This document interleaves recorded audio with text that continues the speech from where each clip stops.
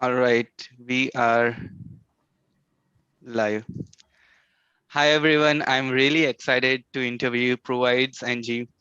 She's an architect, researcher, teacher at Bartlett UCL, and like she has been inspiration to the community like in various ways. I see her as an influencer, content creator, and also event organizer. I highly recommend to check out her speculative design public lecture series, which has like some amazing guests and like amazing ideas where everyone is like brainstorming and share their thoughts. So highly recommend.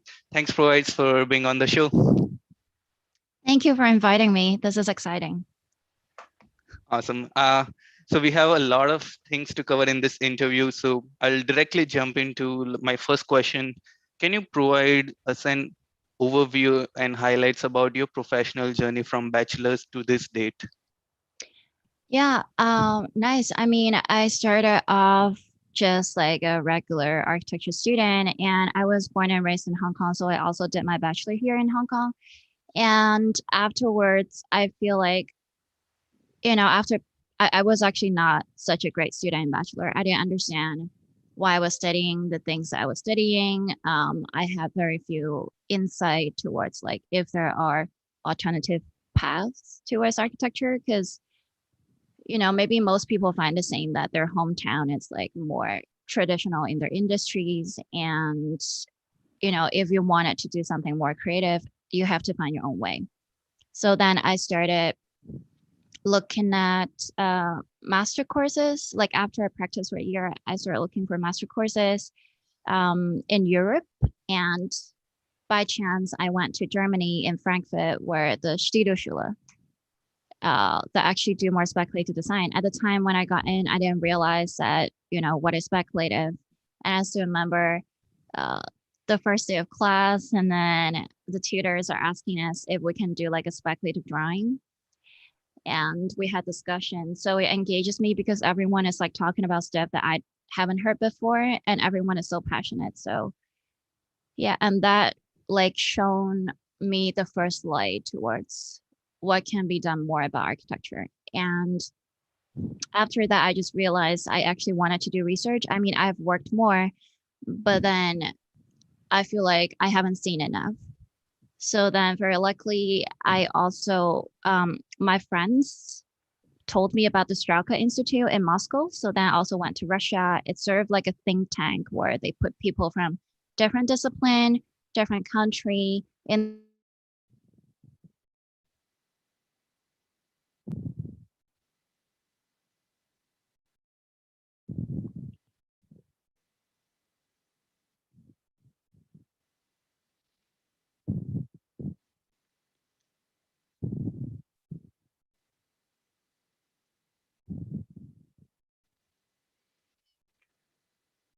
There's a network problem. Hello, I'm back, Yeah, right? yeah, you're back. You were talking about Cool. different disciplines in Moscow. Different people in the same room as a think tank.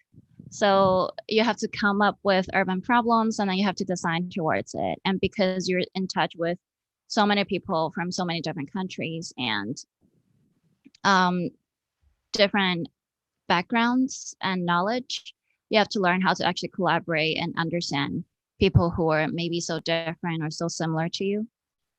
So then after that, after like this think tank experience, I have a lot of ideas that maybe a lot of students practicing in the speculative fields would have, which is like you don't know how to actually channel your ideas into architecture because every time you apply philosophy or something into something as solid as a building, seems like something got lost in the translation. So then I thought, okay, I have to really touch up my research skills. And I went to the Bartlett to do a master uh, entirely on research with Professor Mario Carpel. And yeah, and now I'm teaching there. So that's my overall journey. I see. And like, what are some main like differences in teaching lives, like teaching pattern you found in Hong Kong versus in Europe? Teaching in Hong Kong versus in Europe. That's a challenging question. Because I mean, I only did my bachelor in Hong Kong, and I haven't done my master in Hong Kong. Well, I'd say because I did my bachelor in a university that's accredited and by the government, by the licensing authorities. And the master that I did in Germany is actually not accredited. It was a Master of Art. So then for sure, the emphasis they put on what the student should learn, it's different. In Hong Kong, I wouldn't say it's more technical, it's more realistic. Like they want to train you up into someone that, I mean, at least can put up with the pressure, knows how to work basic softwares and know how to design for the context that's more specific to Hong Kong. Um, yeah, and then in Germany, they would actually have you read theories, philosophies, talk about stuff that's completely unrelated to architecture. Like it's more like opening your mind into uh, thinking, reasoning, logics. Yeah, so I see. And in Bartlett, like, can you share about your like thesis journey and how was your interaction with Professor Mario Carpo? What were some key lessons learned from his thinking process? yeah, when I was in Bartlett, I actually did the B Pro program, and the entire program is very focused on the application of the digital and critical discourses within digital theory into architecture. So with Professor Mari Kapoor and Professor Patrick Miguru, they have this AMRES program that's specifically on digital history and theory and their application in architecture. So, I mean, it wasn't really a class because there's like just me and another researcher, Melinda. And the whole year, it's like we have to come up with things that we're interested.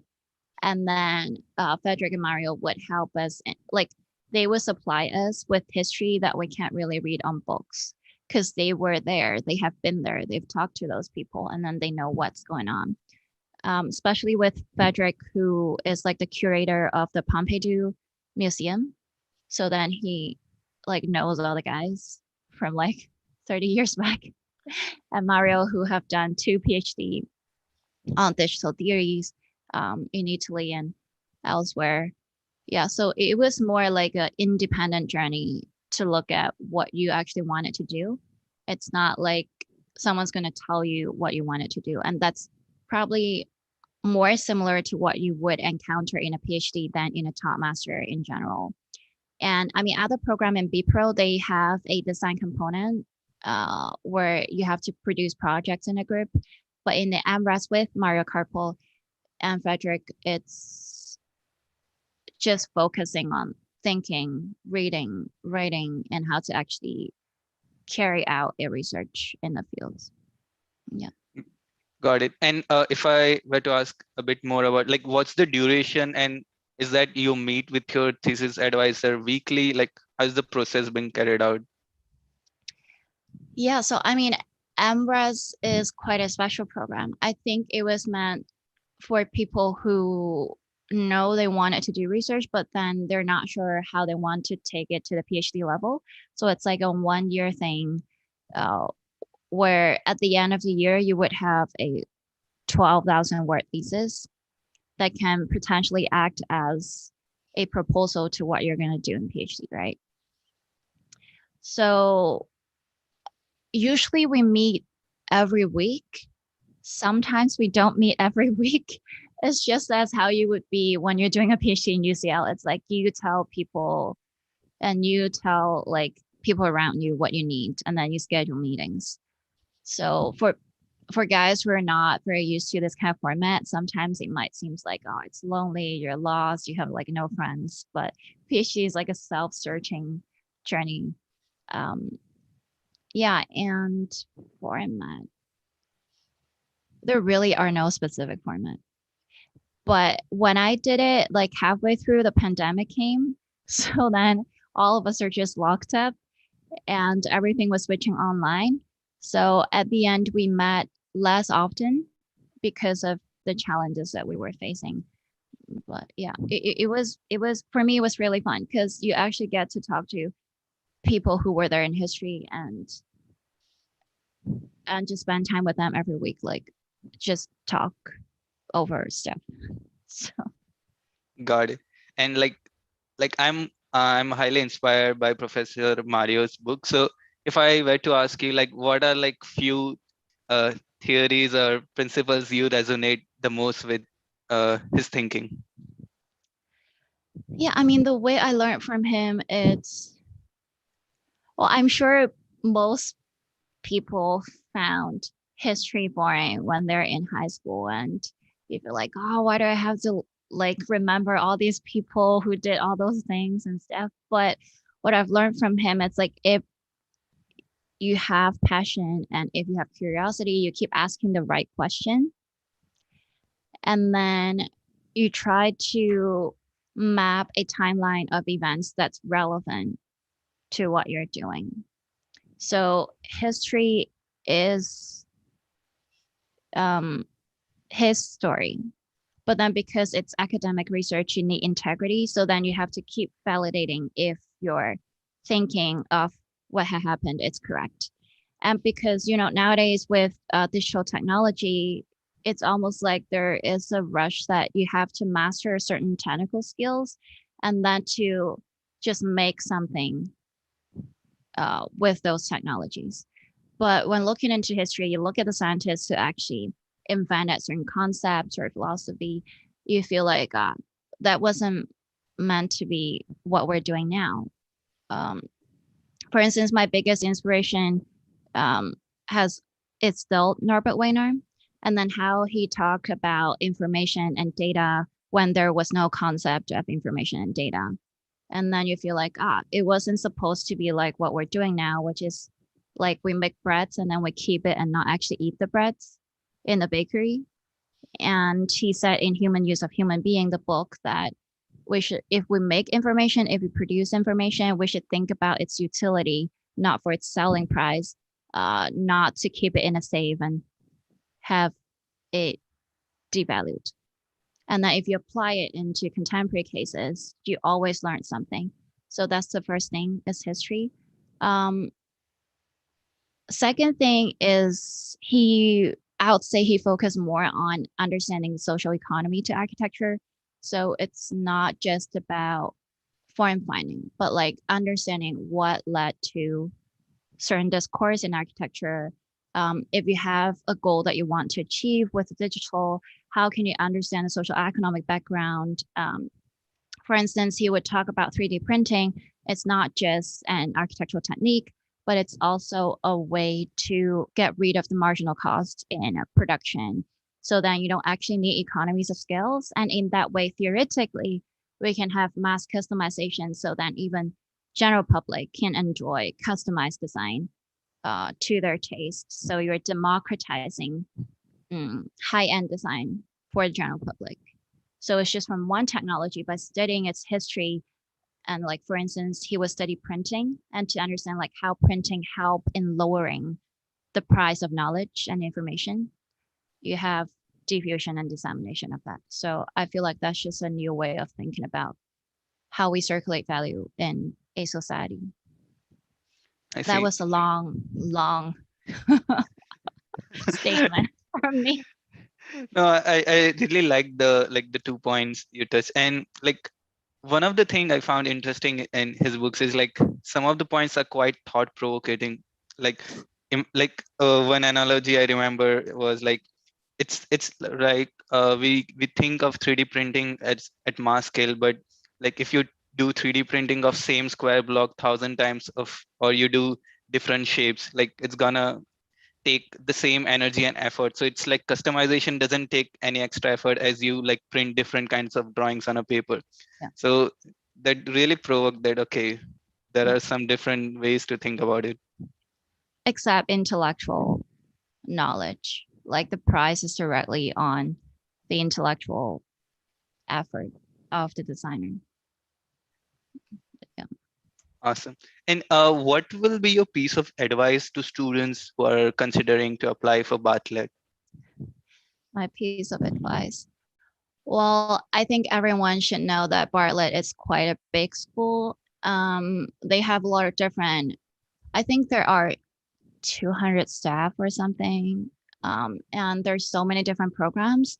So if you're considering applying to the Bartlett School of Architecture, the Bartlett School actually has other department like environmental study or Bartlett School of Construction Management or something.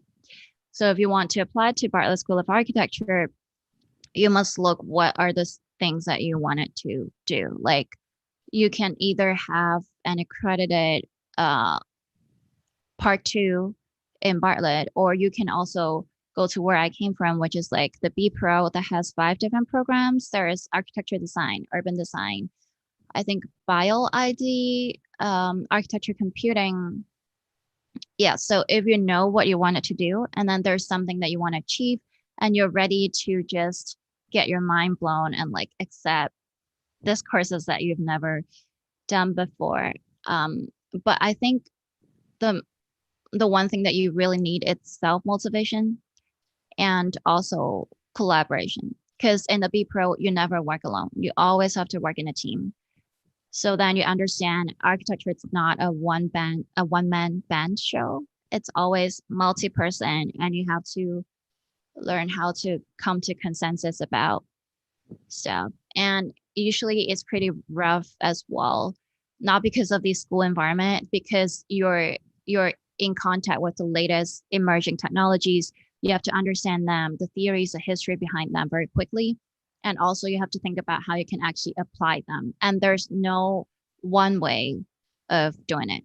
So you have to do a lot of research. Maybe you have to go on GitHub. You have to like start and run the algorithm by yourself. And yeah, so I feel like know what you wanted to do and get prepared that it will feel unsafe because you're learning new stuff every day. So I see. And I also like there are so many students doing like different things at the time, and they're like so cutting edge. So like does sometimes one feel like imposter syndrome in that atmosphere?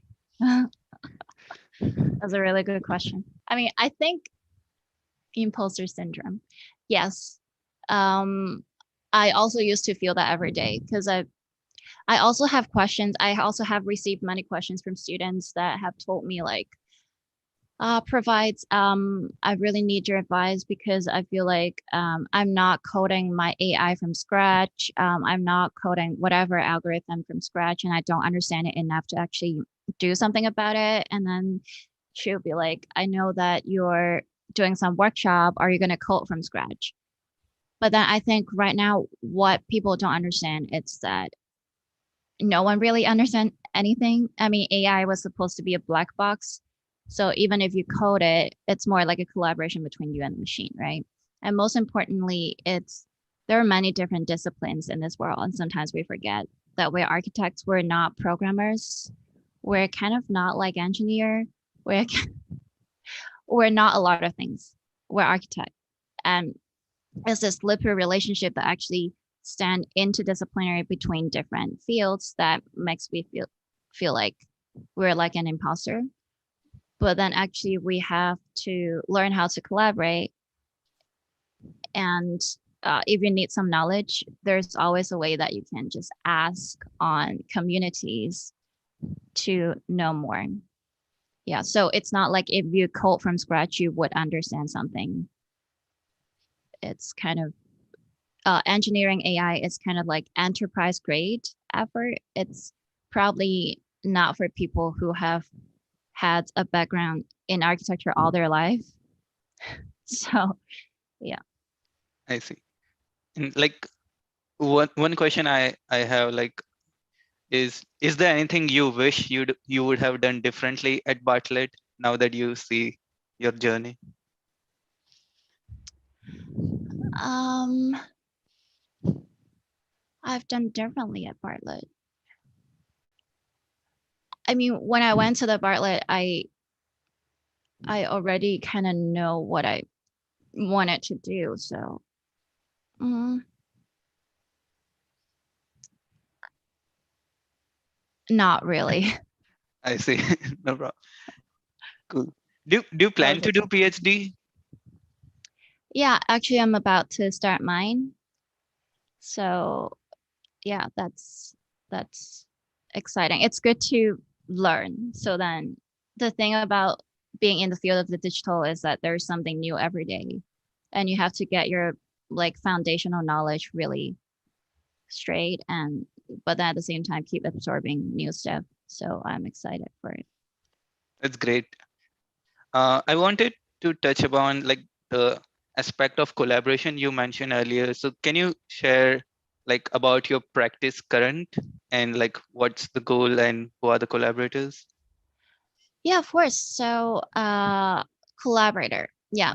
I mean, in practice, where do I actually look for these people? Like, where do I look for coders or programmers who may or may not want to work in the built environment and have use case developed for their technologies? Especially, um, I mean, in my search for what my role could be in a project, uh, I know that simply theory, it's not enough for architecture, which is something very solid. Uh, Pure form finding, it's also not enough for intellectual food for thoughts. And so I mentioned that I went to Russia, Moscow, and I met all these people that very luckily we remained collaborators till now, which is like 2, 3 years already. And with in a team, in the team of current, actually there are four of us. Only I am the architect, and then everybody had a different view on what the project actually is. And luckily, it works perfectly in our case because it's kind of like what we're doing right now is just like we're having random conversation. We meet up every week still, and something new just come up because we know different things. So at the time it was 2019 and we started our first project. It was really a year of change. We had protests all over the world.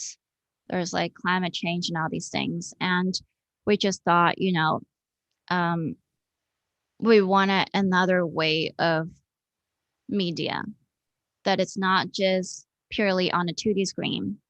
And it's not just about 3D, but like when different pieces of information come into the same space in forming a 3D object, it's actually information consensus, right?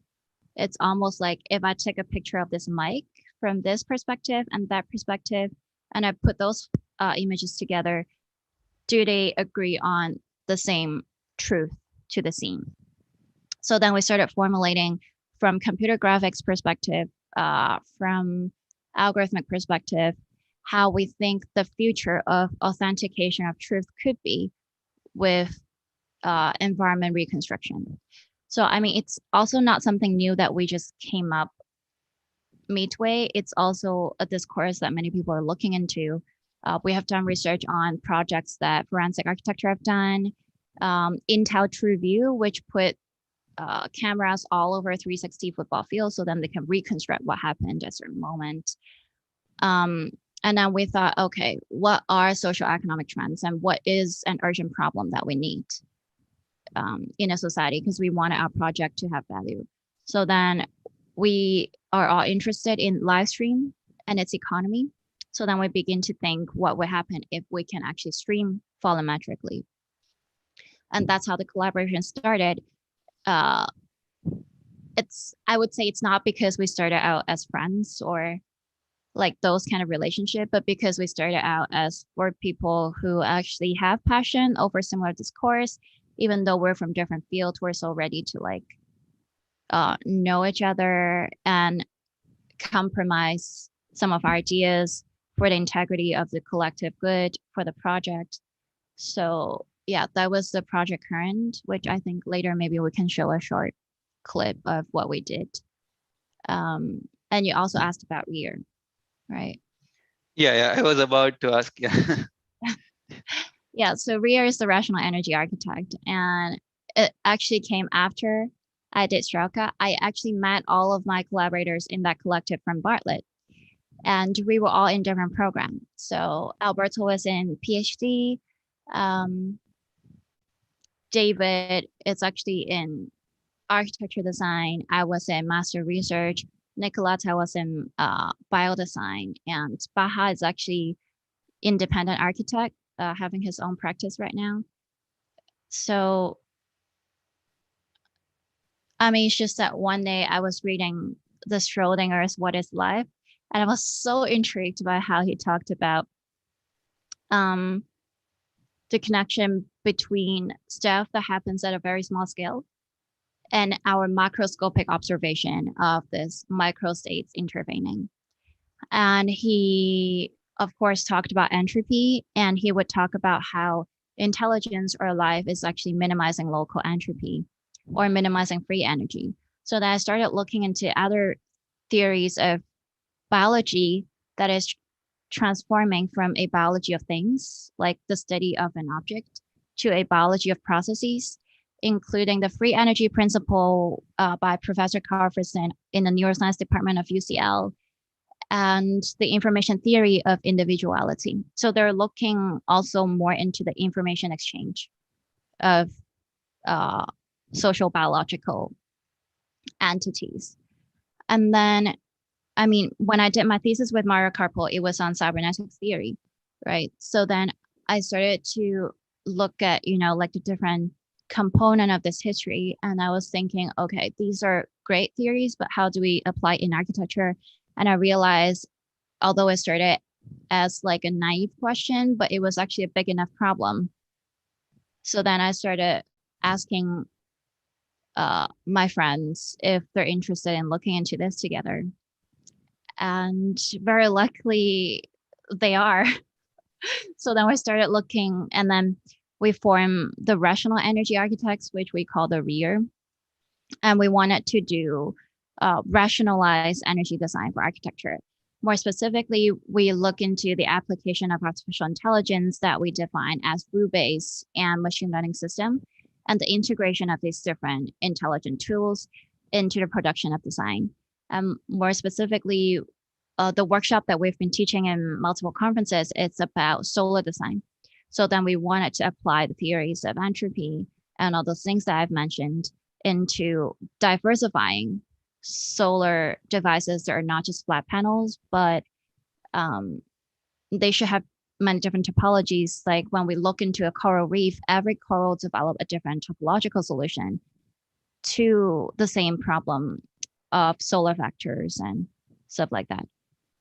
So basically, why can't us be the same? Why can't we have variety that are adaptive to different urban contexts, are so complicated in how you can harvest light, like from the interior to the exterior?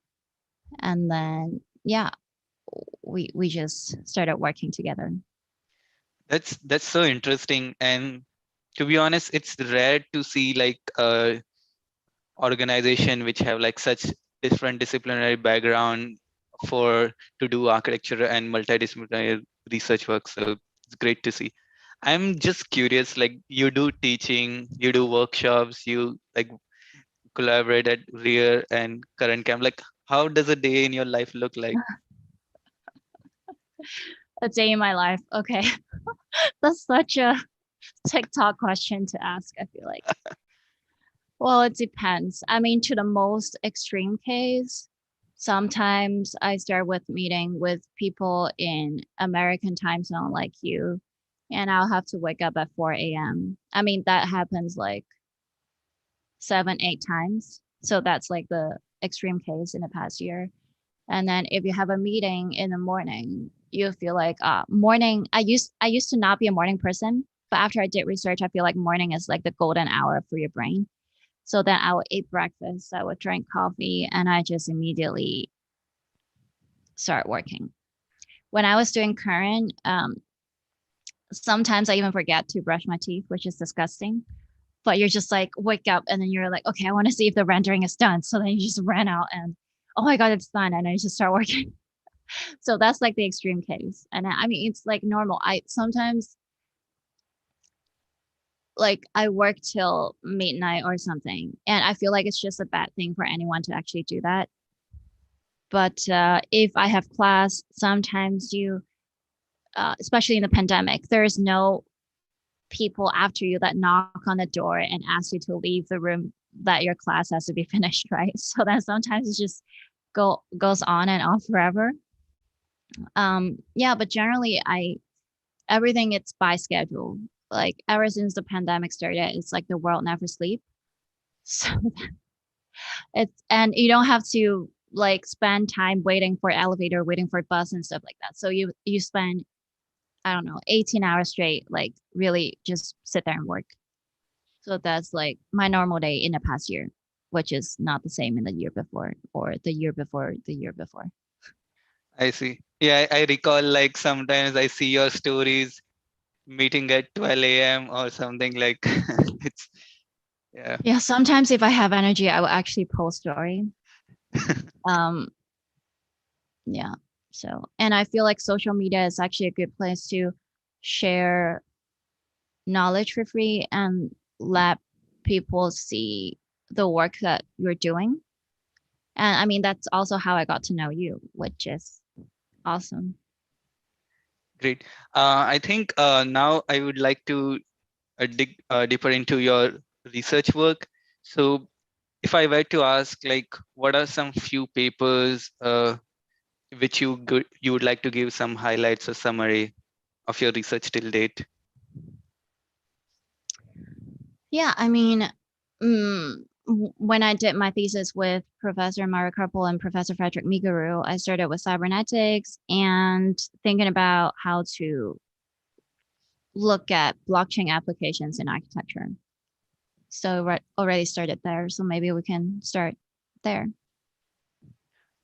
Awesome. So, I think like from my like study, I saw that you did like a research paper of blockchain and BIM, blockchain and AI, Yeah. 21E8. So it's also a lot of research you have done in that domain. So yeah.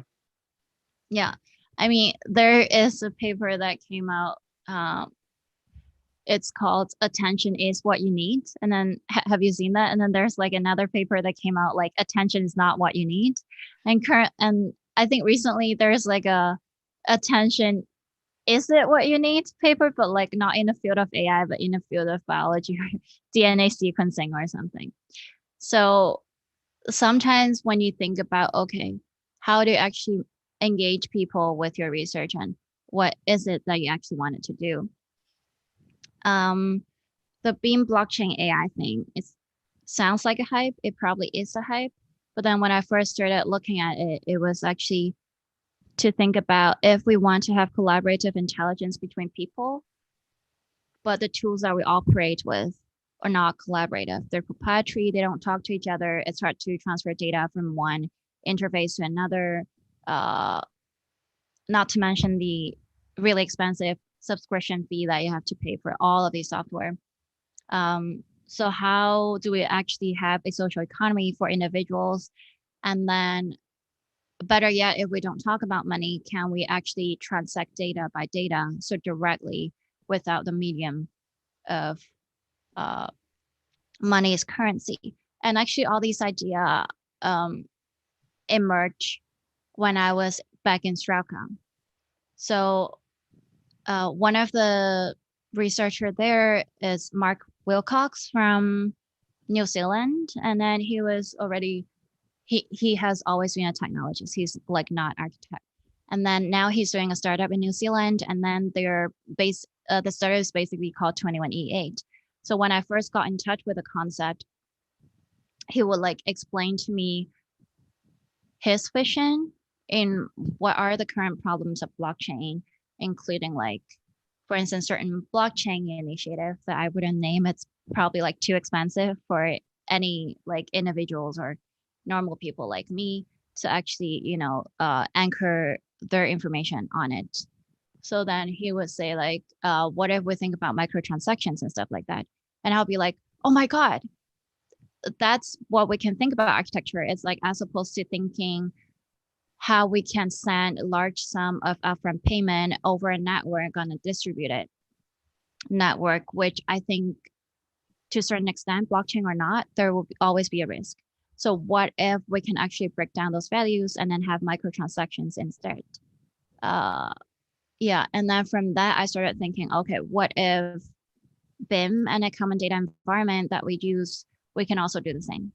So we do computational work for each other. we send data over the network as opposed to money, and then we just share the work. And then together we can even help algorithm to understand what is a door, what is a window, and that's what we call machine vision, right? So then the whole 21EA, my role is more like applying current ideas and other communities from architecture into the field of architecture and think about what do we actually need in the information economy of architecture and what are the current tools that should actually work together. So for us to have not just architecture, but infrastructure uh, on a global scale, and that we can each contribute like we would do on a Google Doc or like we would do on GitHub, but maybe in 3 dimension, in attributes, in parameters, in algorithms. Yeah, so that was the 21EA idea. I see. And like I'm personally like very curious. So it looks like your research like is overcomes like covers a lot of spectrum like blockchains, speculative fiction, and it's like a whole field in itself. So how do you gain knowledge in those field? Like how do you start? Like do you start with books or meeting with people, brainstorming? Like what's that process? Yeah, I mean, it's like the example that I gave in Rear and also 21EA. It's always never just me, but it's like through conversation that I had. I mean, even for people who are not doing research, like my friends who are uh, doing PR, events management, they would be talking about stuff, and I would just be like next to them and listening, and I would be curious, and then uh, yeah, so I also did an interview before, like a job interview of a research position. And the professor would ask me, I saw your paper on artificial intelligence. How do you actually get knowledge of that? And I would say, well, it's open source. If you have a problem, you will search and then you put in keywords and stuff, which is, of course, I didn't say that to his face. So, I mean, most of the ideas, they don't just come out before I read the paper. Sometimes I had that idea for a year or two from a conversation. And one day I just realized I actually have the time to do it. Then why not? And then in the process of writing, it's actually a little bit different from when you do design because once you have words black and white on the screen or on a paper, it's really hard to lie. If something doesn't make sense, people would see it. So in the process of writing, it's actually um, a an excuse for me to actually look deeper into the problem. And as you can see, right now, my research isn't like, okay, it's focused on one area and I produce like 10 papers in the same area. It's also like a searching journey. Like every time I look into a problem, is it the real problem that I wanted to invest my next 5 to 10 years of my youth into doing it? So then I would just do every idea that I can think of and yeah, look at how I vibe with the topic. I see. And is there like was there any time where you were doing the research and you got stuck and you had like, okay, what should I do now? I had tried out different ideas. There should be another way. Yeah, of course, many times because I can't be expert in everything, right? Even though we all try very hard to be. Um, yeah, but like, don't be shy to ask for help. Uh, I would just talk to people, set up a call with them. I don't wait. When I have a problem, I just ask immediately. And yeah, I mean, it's not like you have to find someone who can answer your question, but more like people who might have a more refreshed perspective to what you're doing. Because sometimes when you're so deep inside, we have a Chinese saying like "当局者迷." So basically, it's like when you're inside, you're lost. But then if you take a step back, it's also pretty much like second order cybernetics. The observer has to explain itself, so to himself what he is type of situation. So yeah, I ask questions when I'm stuck. I see. Yeah, and I feel like that's a great piece of advice. And one thing I found quite interesting about your research paper is like you connect your ideas to like theories in the history, and there are like rich resources you cite in your paper. So how do you like keep up to date with like more literature and start abstracting ideas from those age to this age? Yeah, I mean, for academic writing, there's a referencing system, right? And I also used to struggle a lot with it because I didn't understand why we have to do it in such a complicated way. And as I said, I was quite a bad student back in bachelor, probably master as well. So I didn't graduate with that skill. It is until I started reading a lot of books, like when I was maybe after I did my master in Germany, when I started working, when I was like 24, 25, I started like really reading my first books. It was The Apparatus from Agamben. And then you realize, it's so difficult. You just can't understand what he's saying. And every time you have to Google, like, okay, what does that word mean? Like, what is apparatus? And then you can like Google the entire Google, and you still don't understand what apparatus is. And you start realizing, actually, if he put a bracket behind a sentence and put a surname and a year, I can actually look back to what they were reading, and I understand more the background of the discourse that they're mentioning. And then it's through reading as a reader that I understand actually referencing. It's not just for myself to prove that I have integrity, but you're also helping your readers in understanding what you would like to do. And I mean, for academic format, if you do a master in Bartlett, you most likely produce 8,000 to 10,000 words, which sounds like a lot, but actually, if you really have a problem at hand, it's not really a lot. And the way you have to compress information, it's basically through referencing. It's like you name the guy, you describe what he did, and then in one sentence, you already cover like, I don't know, a decade of work because that guy did that work. So yeah, all these citation is through the writing process, and then you feel like you have to explain the thought, and then the referencing actually brings the history of what you're doing. So yeah, I feel like that's the very important part. Got it. And like when you start reading like other research papers, and there are like citations within that paper which convey important points, and then you start looking at those citations, and it's like a never-ending process where you go deeper into the topic, and you start like Rabbit compile. hole. Yeah. Have you ever faced that? Of course, every day, like at some point, you feel like, okay, it's 11 p.m. I have to just like stop reading all this and like start producing. Like, I have to puke the stuff out. I see. So, yeah, every day. Do you have any tips for writing research paper? Mm,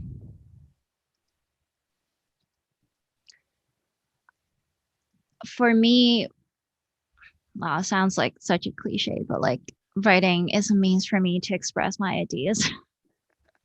And it's really true. So, um,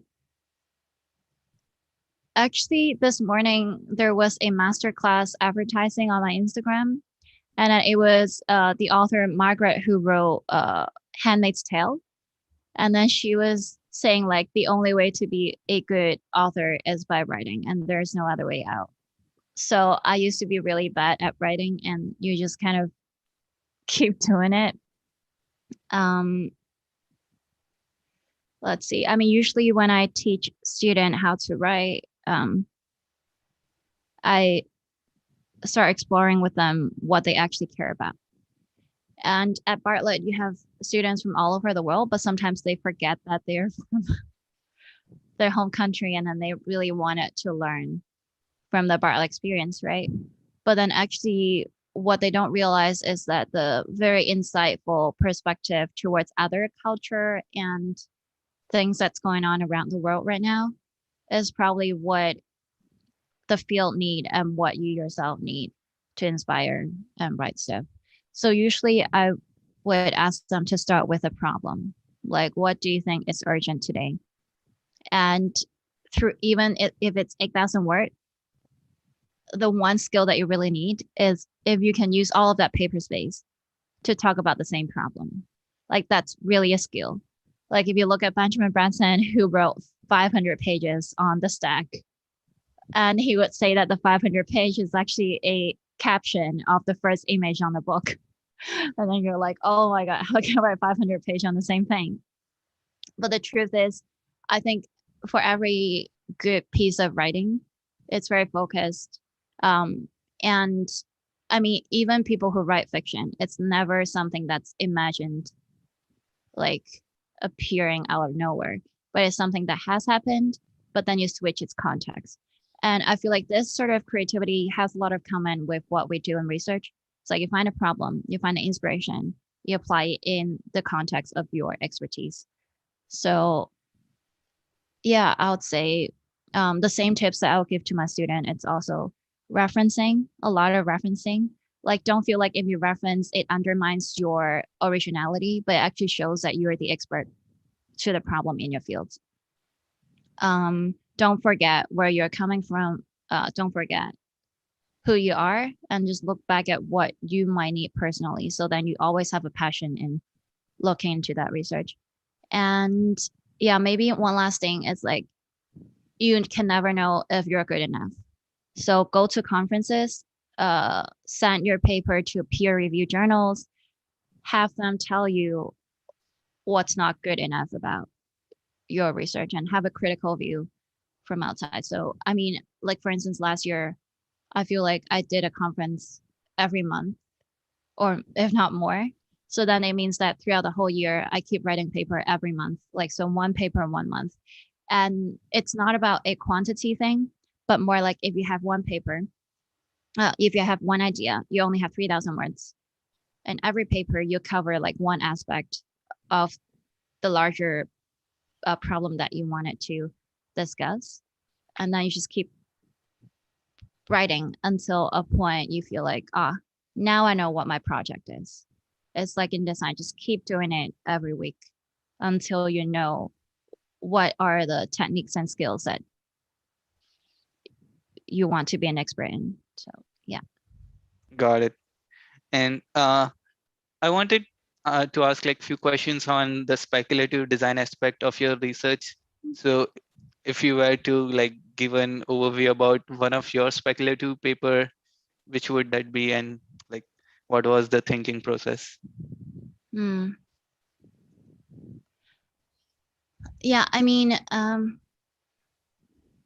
actually have a paper coming out that's specifically on speculative design. So that was after I did the whole public lecture series at the Bartlett UCL, where I invited guests from all over the world to share with us in a roundtable what they think the speculative is.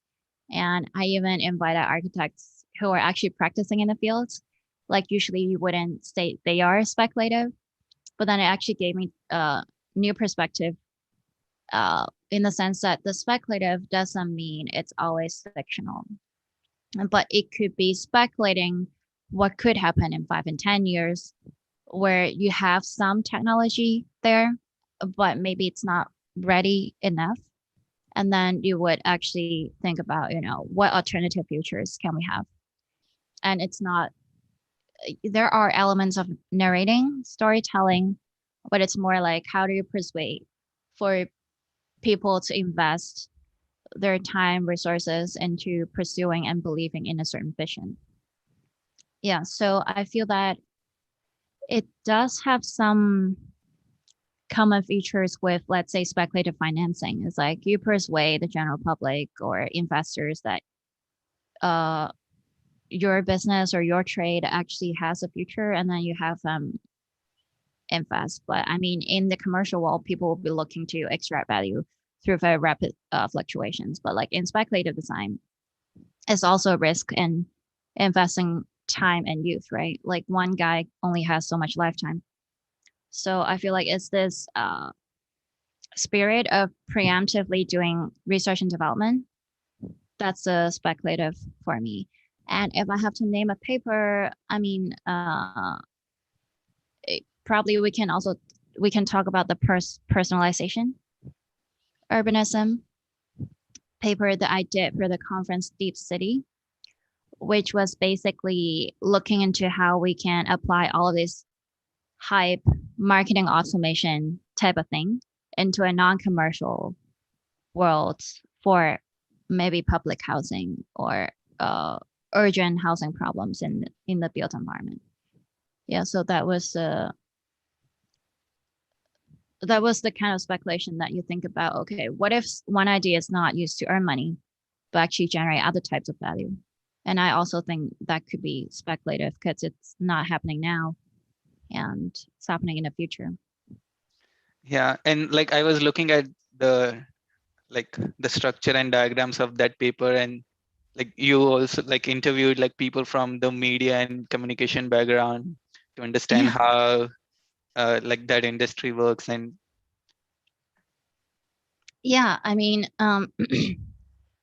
I I think I also briefly mentioned before, I actually didn't know what marketing and like PR events is all about. But like a lot of my friends in Hong Kong, they're in that industry. And then I will always hear them talking about that they have to invite KOL, which is like key opinion leader. I didn't know that before. I actually Google afterwards, and then they would say like, there's like this event for that brand. How can we actually get KOL to like do post for free or whatever, like how the whole value system work over there.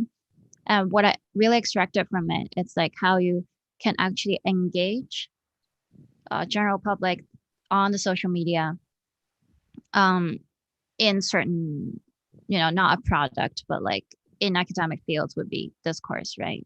And how to actually turn a lead, like you pick a lead out of a population, how do you turn that lead into a sale? So they would be thinking about selling products. And then I was thinking, the techniques that they use nowadays in marketing automation is like they apply algorithms so then they can map a statistic distribution over who will be most likely to buy your product, right? And most of the time it's coming from your attention span, something that we all know. But like, why does architecture or how we design information circularity in the field of architecture not be the same? So then even for like a public agency, their website is not designed for your attention. It's just designed for like perhaps the most objective projection of information, right? But then sometimes because finding the right link and finding the right piece of information on a website is so difficult, then the general public loses interest. So then I was thinking, what if I can have like a mutual information exchange between the two fields? So like for instance, in urban design, we will look at transit oriented development to like look at, okay, everyone in the neighborhood should be able to walk to a central transit hub in 10 minutes. So what if we can also count that like 10 clicks, a user should be able to arrive at the piece of information that they need in the field of architecture? And I started thinking, okay, so I did all this research on building information modeling and blockchain before. How can I apply the same social economic logics into this? And then to integrate these different discourses. And then I figured, when we do public housing, what if we're matchmaking not just people with buildings, but maybe people with people, or you can actually tag a building not just with like GIS location, but like with like events, like what WeWork would do, which is not just renting a space, is actually renting the opportunity for you to meet other people. Like, can we have a new generation of public housing that can provide the same service that we see in platform economies today, but it's not for earning money, it's actually for generating social value?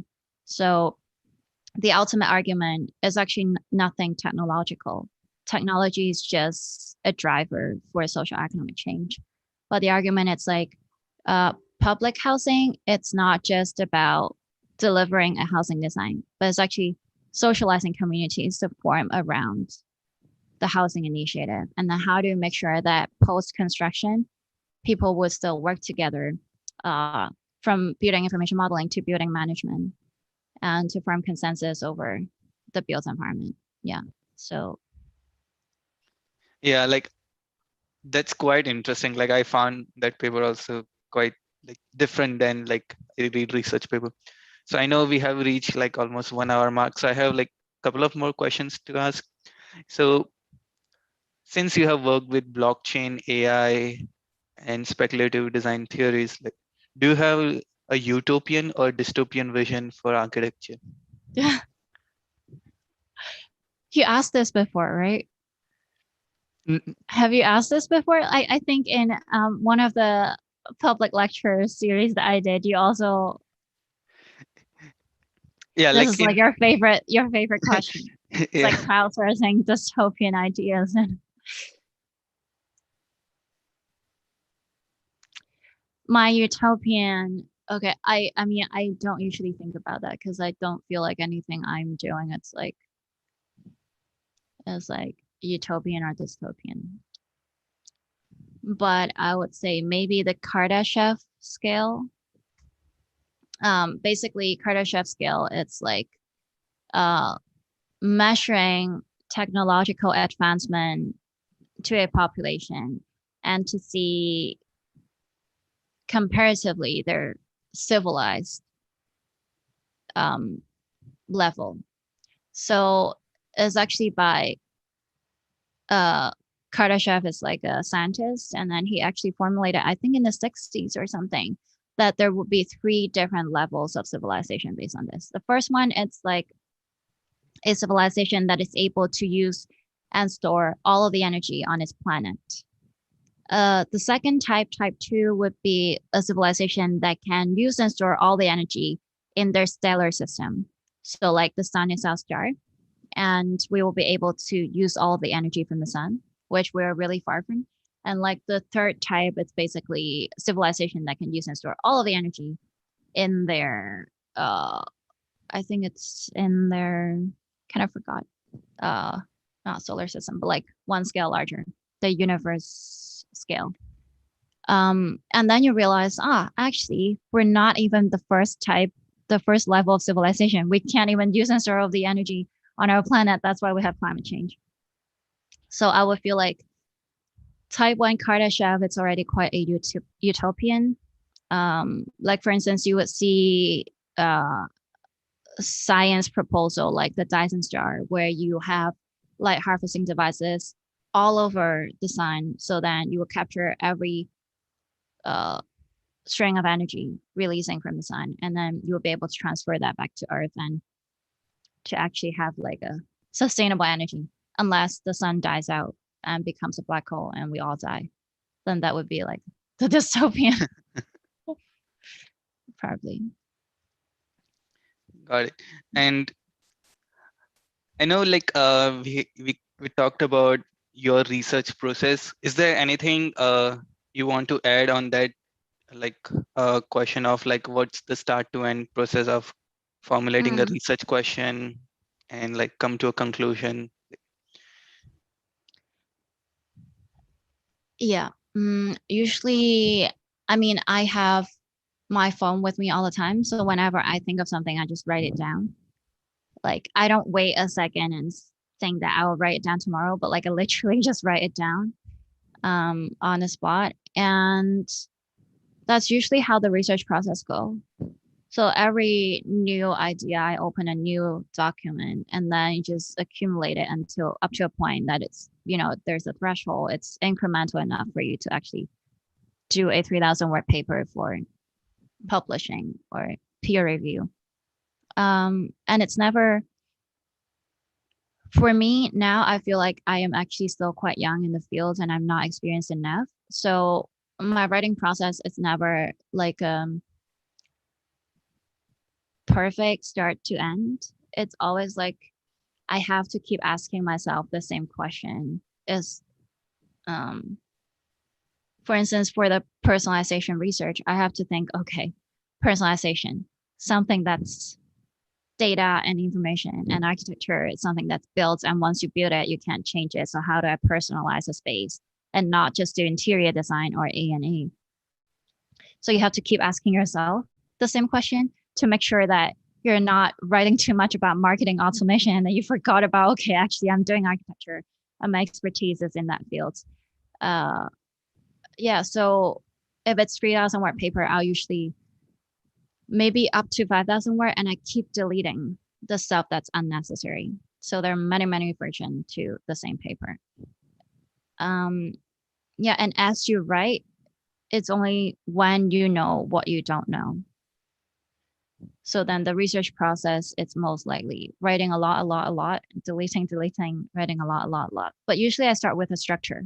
It's not like I just type as I go along because it's not a blog or journalism or some article. It's an academic research. I feel like it has to have integrity in its structure, in its referencing. So then you bring a very focused message to your audience and you're not wasting 10 minutes of their time talking about unrelated stuff. And I'm still learning how to do that better. So Got it. And I have two light questions. So, what are your hobbies? I feel like luckily I turn all my hobbies into what I do. Not posting on Instagram. That's actually one of the most stressful thing for me. It's like post on Instagram and then you have to think about, okay, what's my caption? I have to credit all of the people. And like, for me, that's stressful. I need to rest enough to do that. Hobbies. I also wouldn't say my hobby is writing because that's just like pretentious for me. My hobby. I like to sing. It has nothing to do with research. I mean, my research is kind of like my hobby because I'm interested in asking questions and listening to people's thought and like thinking really hard of uh, interdisciplinary problems and look at history, read books. I would imagine, history in my head, it's not like the textbook format. It's like, okay, so there's that scientist and then that scientist, maybe both working in MIT lab, maybe Norbert Wiener and Minsky, one in the cybernetics, one in AI. And then I would think about, well, obviously they don't agree with each other on the discourse. So I will imagine it like a gossip situation. Like, okay, so that guy's hitting on that guy because that guy did this thing. And yeah, that's like my hobby. Science gossip or something. That's interesting. Like, do you have any of your songs on YouTube or Instagram, or like what No, do you say? no, no. I mean, sometimes on story, I will post it only to my friends, but no, I don't. Saying it's like things I do with friends or in the shower as well. It's kind of like like an intimate thing. I don't know. I see. And is there any like architectural or non-architectural book which made like a big impact in your life and thinking?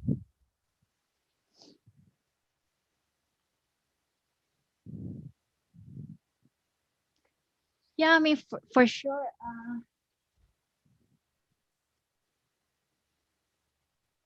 I mean, the first one that I said was Apparatus by Agamben. I mean, it's not a book. It's more like that piece of writing really changed my life. I feel like it opened my brain. And for sure, I have all of these are from Norbert Wiener. Some people say that so I can show you the face of this guy. Some people really dislike him and think that he's like narcissistic because he wrote the biography like this thick for himself, and he always credit certain intellectual exploration to himself. But I feel like the level of honesty and the work that he actually do in the pursuit of that honesty made a big difference. Like, I mean, the human use of human beings, who would actually write a book named like that nowadays? It's just politically incorrect. But then he will be honest. He's like, cybernetics and society, there's a way of modeling complex system. And to have that modeling operational and to have, like a mm, bottom up or decentralized whatever uh, entity into working like the complex system and then collectively steer towards a goal. And in so many aspects, that's like politically wrong nowadays that you can actually steer a society towards a certain goal. But because he's coming from mathematics and engineering, it's just logical for him to try and achieve this. And I feel like this kind of courage to actually have everyone dislike him and still producing work that he believes in. Yeah. And of course, Mario Karpo's book also changed the way I think about architecture specifically. So yeah, I mean, Yeah. And one thing I would like to talk is like when we were having earlier discussion about like neurotech device, and I really like how you ask like the questions like to first principles, like going to the depth. Okay, why this, why, and what. So do you have any tips that how can one ask better questions and think about? ask better questions. Okay, so actually, my first paper on blockchain is not 21E8. It's on disrupting information economy. So it has less to do with like the 21E8 concept. Uh, and then the second paper is actually applying Satoshi's vision on brownfield sites. And the way I propose it, it's like, what if we can have a collective housing initiative and then we can frictionalize the ownership towards that housing so then we can decentralize it. Basically, um, almost like thinking to the extreme of WeWork. Like we're not actually renting space, we're time sharing, which used to be something for the privileged and well off to actually, buy a timeshare of a vacational home. But like you have that in warehouses or housing. So then everyone has equal rights to actually participate in a collective living style. And I was like, why don't I see that in Hong Kong? I mean, if it's workable, I'm sure people would have done it already. And then I actually look at the brownfield problem. It's already a form of collective ownership of land, and it was hard to come to consensus between 100 owners within a piece of land. And I started understanding, okay, decentralization, it's an ideology as much as centralization. So how can I actually be honest about what I'm doing and not just take blockchain or decentralization as like the ultimate thing that everyone has to do? Because even in decentralization, there is centrality. And it's the design of the centrality that is the question of what we're speculating on. And I was like, okay, I have to ask someone who know better and who can know better about the Hong Kong context, besides people who have lived here for a long time. So then I turned to my grandparents and I described to her in very simple English, not blockchain, but like the concept of distributed ledger and like decentralizing housing ownership. And then she told me, she was like, uh, why would you want to turn real estate into the stock market? And then she's like, there's a reason why people invest in real estate. It's because they don't want liquidity. They want stability in their investment compared to other speculative financing that they do. So if you frictionalize the ownership of real estate, then you're basically turning it into a stock market. And my grandparents was like, I can't imagine if you have 100 people owning the same, like if you invest so much money into buying an apartment and you still have to argue with other people over how you're using the space. It's like maybe it works in Western epistemology, but it wouldn't work in a place like Hong Kong. And so the paper that I wrote afterwards, it's almost like criticizing that paper, although not explicitly, but basically just to say like not to decentralize everything, but decentralization, it's a way to think about collaboration, not to think about we just fork out into a new network if we don't like each other. I feel like that's maybe traditional, but not the way to actually deal with um, contestation nowadays. Yeah. So yeah, I see. that's more like the process of how I would keep asking questions, like even to my grandparents. So That's awesome. And like one thing I see is like these days, if we have like a new tech, we try to apply it in every field, like every yeah, problem, rather than like whether it's actually needed.